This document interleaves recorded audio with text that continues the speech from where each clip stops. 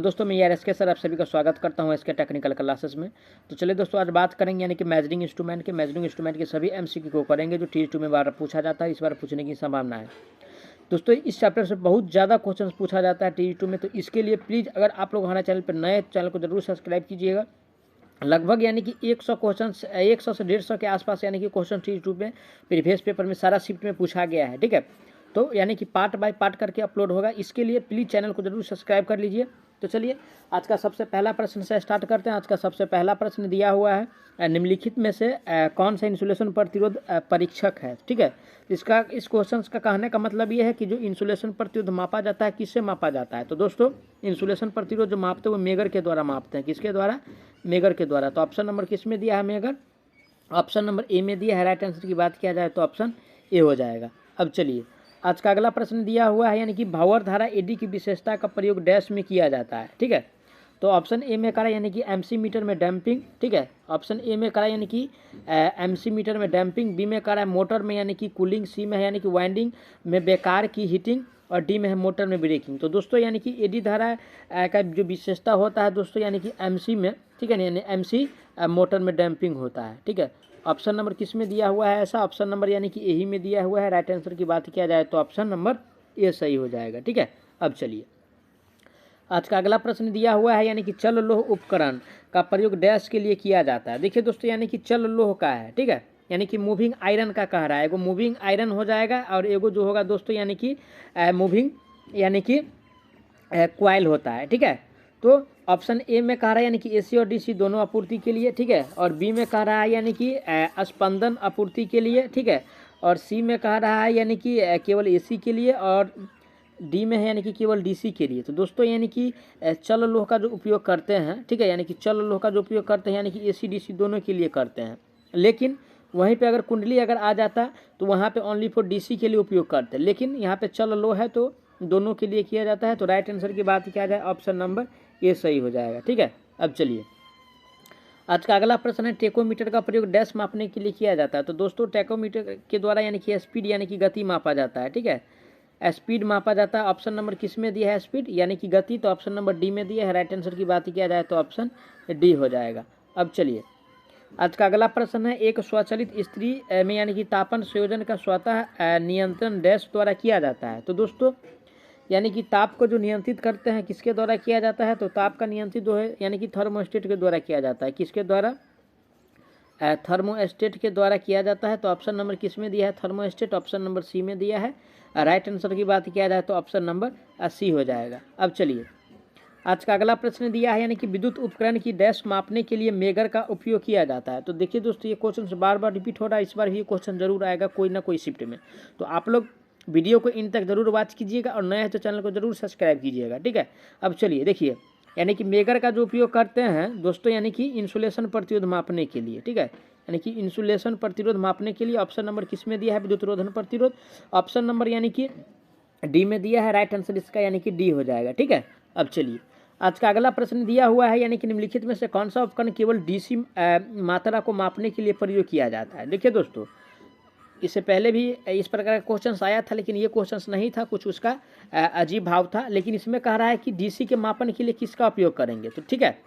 तो option A में करा यानी कि वाट मीटर का, बी में करा है यानी कि परमानेंट मैग्नेट का, सी में है यानी कि मूविंग आयरन मीटर और डी में है यानी कि इंटीग्रेटिंग मीटर।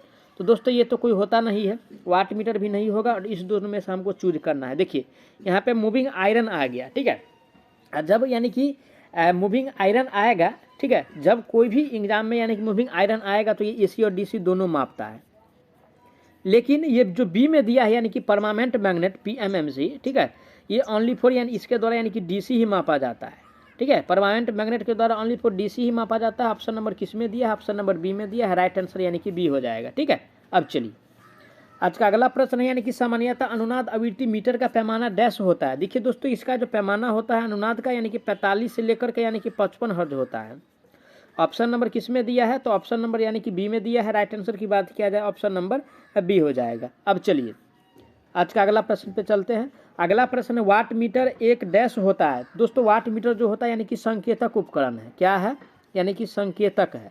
तो ऑप्शन नंबर किस में दिया है? तो ऑप्शन नंबर यानी कि बी में दिया है। राइट आंसर की बात किया जाए ऑप्शन नंबर बी हो जाएगा। अब चलिए आज का अगला प्रश्न दिया है यानी कि एक ताप उपकरण में थर्मोस्टेट का उपयोग डैश के लिए किया जाता है। तो दोस्तों यानी कि थर्मोस्टेट का जो उपयोग करते हैं किसके लिए करते हैं, तो यानी कि ताप का नियंत्रण करता है ये, क्या यानी कि ताप को यानी कि कंट्रोल करता है। तो ऑप्शन नंबर किस में दिया है, ताप को यानी कि नियंत्रण करना, तो ऑप्शन नंबर ए में दिया है यानी कि ताप नियंत्रण करना। तो राइट आंसर की बात किया जाए ऑप्शन ए हो जाएगा। ठीक है, अब चलिए आज का अगला प्रश्न पे चलते हैं।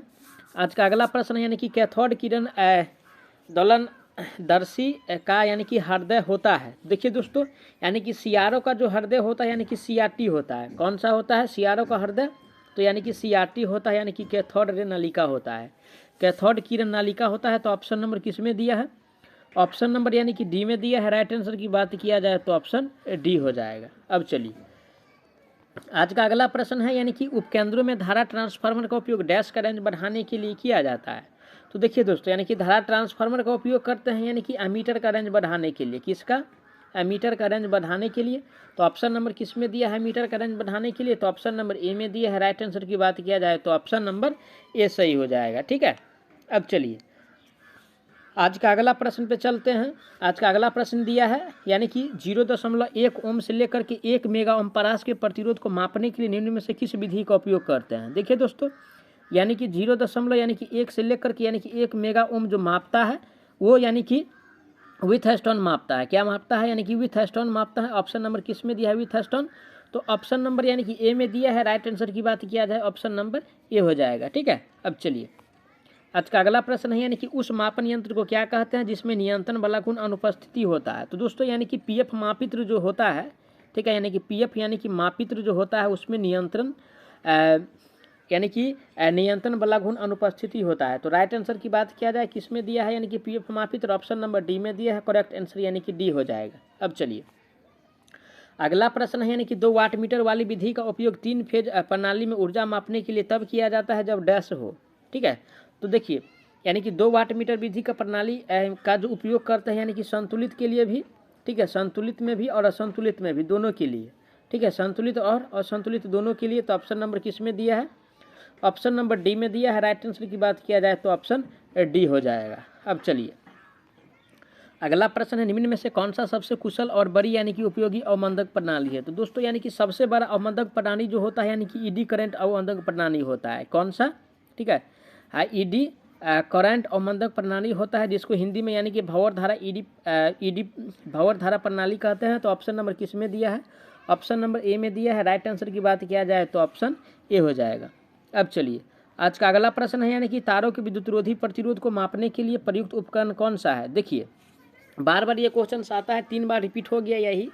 ठीक है, तो ये सारा अलग अलग शिफ्ट में पूछा हुआ है। ठीक है, तो दोस्तों यानी कि इंसुलेशन प्रतिरोध जो मापते हैं यानी कि मेगर के द्वारा मापते हैं। ठीक है, ऑप्शन नंबर किस में दिया है, मेगर, ऑप्शन नंबर डी में दिया है। राइट आंसर की बात किया जाए तो ऑप्शन डी हो जाएगा। अब चलिए आज का अगला प्रश्न है यानी कि किसी धारा मापी के परिसर को यानी कि कैसे विस्तारित किया जाता है। ठीक है, देखिए धारा मापी वाला है, एगो आएगा यानी कि वोल्ट मापी वाला, एगो धारा मापी वाला, तो दोनों में कन्फ्यूज नहीं होना है।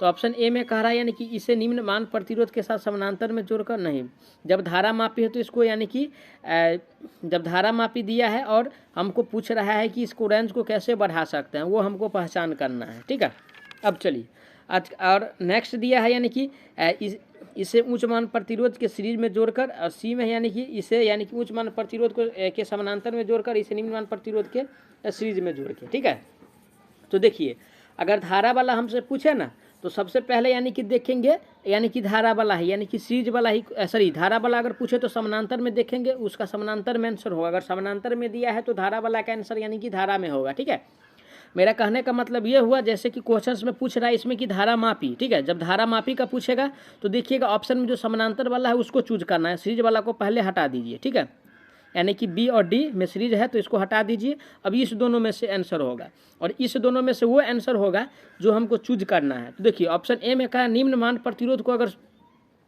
यानी कि समानांतर में जोड़ेंगे तो इसका यानी कि जो होगा ना यानी कि धारा का यानी कि परिसर जो विस्तारित हो जाएगा। तो राइट आंसर यही हो जाएगा ऑप्शन नंबर ए। ठीक है, ऑप्शन नंबर ए हो जाएगा। अब चलिए आज का अगला प्रश्न पे चलते हैं।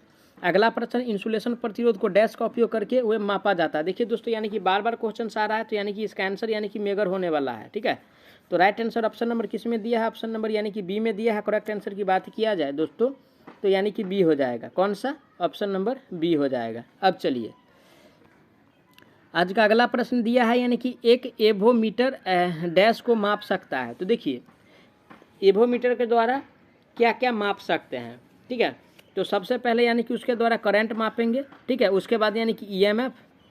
ठीक है, उसके बाद यानी कि प्रतिरोध मापेंगे। तो ऑप्शन नंबर किस में दिया है?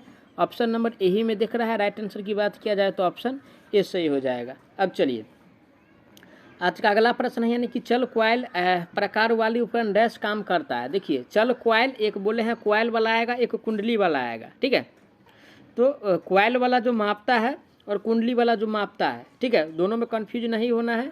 तो जब क्वाइल वाला आएगा दोस्तों तो वो डीसी मापता है, और कुंडली वाला ओनली फॉर यानी कि एसी मापता है। एसी और डीसी दोनों मापता है। कुंडली वाला डीसी मापता है।